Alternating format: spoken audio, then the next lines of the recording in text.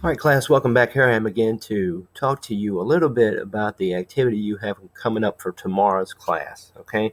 So tomorrow, pretty much all we're doing is, and of course tonight, you have a TDA that's due. It's Macbeth Act 2, Scene 2 TDA. We are now, that's due at 11:59 tonight. We're now going backward, okay? We're going back one scene just to talk about this famous dagger scene because it's something that we need to get to. All right, so this is the famous speech that Macbeth gives when he's trying to motivate himself to. Um, well, he's kind of questioning whether he wants to do this or not, and then he starts having these illusions that are kind of pointing him toward doing it. Okay, and so we've read this already, but we're just going to go through it again real quick. So, as you can see, your assignment, e-learning activity 5, which is due Wednesday night, is here. It's just a few questions, really, but it's based on this speech. Okay. So I scroll down, and what I always like to do is look at the questions first, right? Okay, so the question says, properly cite one allusion from the text. So remember we talked about figurative language. An allusion is a reference to something famous, a reference within the text to something famous outside of it. Then we've got to look for a simile or a metaphor in this little subset of the speech and tell which it is and explain our answer right here. It's pretty basic, pretty easy, right? All right, so let's read. Why don't we'll go to our classroom, okay? Matter of fact, let me make a copy of this.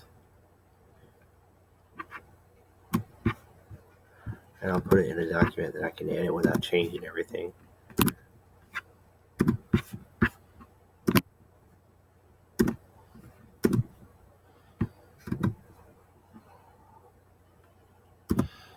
That's fine. Okay, so we're going to read it, but before we do, I think we should not read it like this. I'd like to read it right here in our Google Classroom. Right here. Okay. Act 2, Scene 1. All right. And it's not at the beginning of Scene 1, or it's actually kind of at the end, I think. It's Act 2, Scene 2.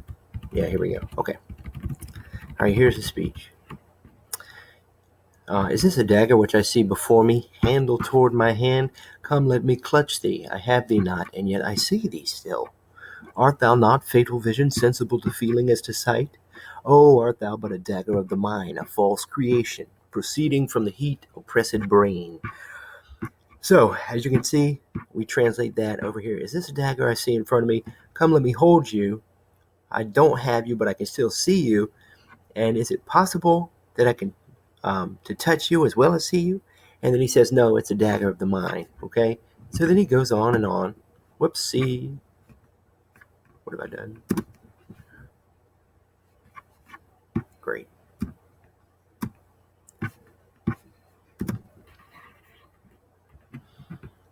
Sorry about that.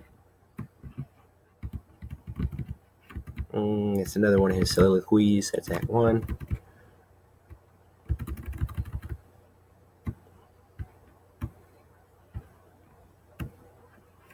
Still Act 1. Act 2, Scene 1's got to be at the end though. Yeah, here it is. Okay, so everyone's just left and he's by himself and he's starting to question things.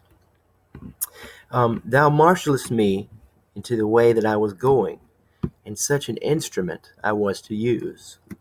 Essentially, you're leading me toward the place I was going already, and I was planning to use a weapon just like you. And so then he starts doubting his eyesight and looking at the knife and seeing there's things on it even. And on thy blade and dudgeon gouts of blood, which was not so before. So now this dagger that's in his mind is starting to get bloody. Okay, now at the end is the part where we find all the illusions. Witchcraft celebrates pale Hecate's offerings, and withered murder, alarmed by his sentinel the wolf, whose howls his watch thus with his steady pace, with Tarquin's ravishing strides toward his design, moves like a ghost. All right, so that's pretty much the bulk of the illusion that we see. It's an allusion to two different mythological entities. Okay, one of them is Hecate, the goddess of witchcraft, and Tarquin, who I don't really even remember who Tarquin is, but he's somebody famous from mythology. Okay, so essentially, um, these are my illusion, right? Okay, so that should be easy to answer. There's also something in here that is not an illusion, it's something else. Right? Withered murder, alarmed by his sentinel, the wolf, thus with his stealthy pace. Old man murder. Okay, so that's an example of personification. All right, so let's go back to the assignment. All right, I created a new one, right? All right. Probably cite one illusion from the text. Okay, so I'm going to go back up. That, to me, looks like that. Right? So really when I say cite, there's more to citing than this, but let's say for the purposes of this, you're just going to copy and paste it. Make sure you get it all.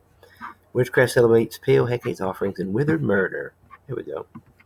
All right, you don't even have to explain it. That's all you have to do. I just want you to analyze it and look at it. The following excerpt, a simile and metaphor, are both.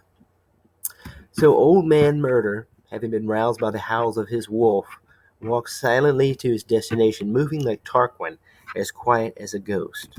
All right, so old man murder was roused by his wolf. He moves like Tarquin, as quiet as a ghost. Okay, so it's part metaphor and part simile. I would say that it's also part personification. So excerpt is part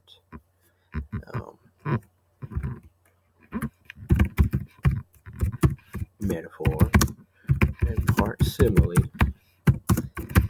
There is also some personification. All right, now, so we're not done though. Your job is to tell me which part is the simile. Okay, hint, hint. Which part is the metaphor? Okay. And which part is the personification? All right, so that's all you got to do. And that's due tomorrow night. Okay, just make sure you put it here under this part. All right, that's on y'all.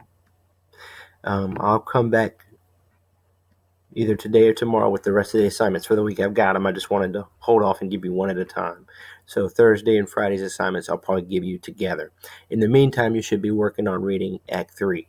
Okay, that's going to be due. You should have read all of Act 3 by Monday. Okay, we'll talk more about that later. Okay, guys, good luck.